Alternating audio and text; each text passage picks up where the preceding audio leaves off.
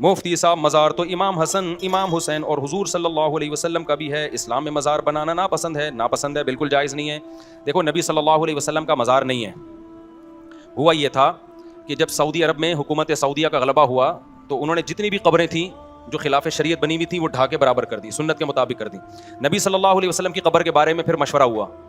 تو بہت ساری دنیا سے علماء گئے، یہاں سے مولانا شبیر احمد عثمانی رحمۃ اللہ علیہ تھے، ان کو حکومت سعودیہ نے بلایا تو انہوں نے وہاں عربی میں تقریر کی۔ انہوں نے کہا کہ ایک ہے قبر پہ مزار بنانا، ایک ہے پہلے سے ایک عمارت بنی ہوئی ہو اس کے اندر قبر بنانا۔ تو رسول اللہ صلی اللہ علیہ وسلم کا جو حجرہ مبارک ہے حضرت عائشہ کا، وہ پہلے سے موجود تھا،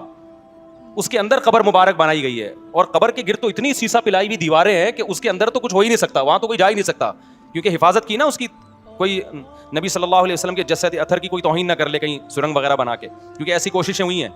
تو اب وہاں تو کوئی جا ہی نہیں سکتا، تو باہر ہے یہ سب کچھ جو بھی ہے۔ اور اس کی حفاظت کے لیے پہلے عمر بن عبدالعزیز نے 4 دیواری بنائی، 6 دیواری بنائی، تاکہ 4 دیواری اس لیے کہ بیت اللہ سے مشابہت نہ ہو اور کہیں لوگ طواف نہ شروع کریں، تو 6 کونے والی دیوار بنائی عبداللہ بن عمر نے حفاظت کے لیے، تاکہ کوئی اندر جا ہی نہ سکے۔ پھر بعد میں سیسا پلائی ہوئی دیواریں، تو وہ قبر تو اتنی پیک ہو چکی ہے، اس پہ تو مزار بنانا یا نہ بنانا یا کچھ ممکن ہی نہیں ہے، تو یہ سب باہر ہے۔ اور مسجد نبی پہلے سے ایک یہ تو توسیع ہوتی چلی گئی نا مسجد نبی کی، تو وہ مسجد نبی کے اندر آ گئی ہے قبر،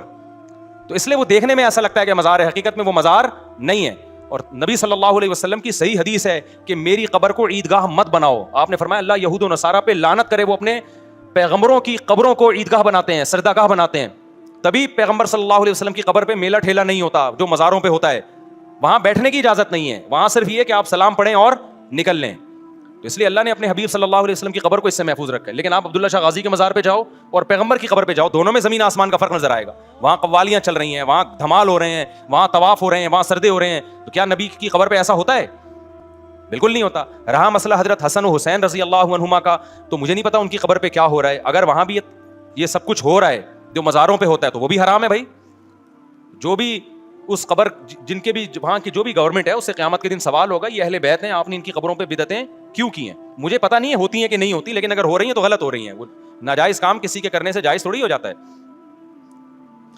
نبی صلی اللہ علیہ وسلم کی صحیح مسلم کی حدیث ہے، آپ نے حضرت علی کو بھیجا مدینہ میں آنے کے بعد کہ جو قبر ایک بالش سے اونچی نظر آئے اور پکی نظر آئے اسے برابر کر دو، تو نہ ایک بالش سے اونچی قبر بنانا جائز، نہ اس قبر کو پکا کرنا جائز ہے، سمجھتے ہو؟ میں جرمنی گیا، میں نے یہودیوں کا قبرستان دیکھا،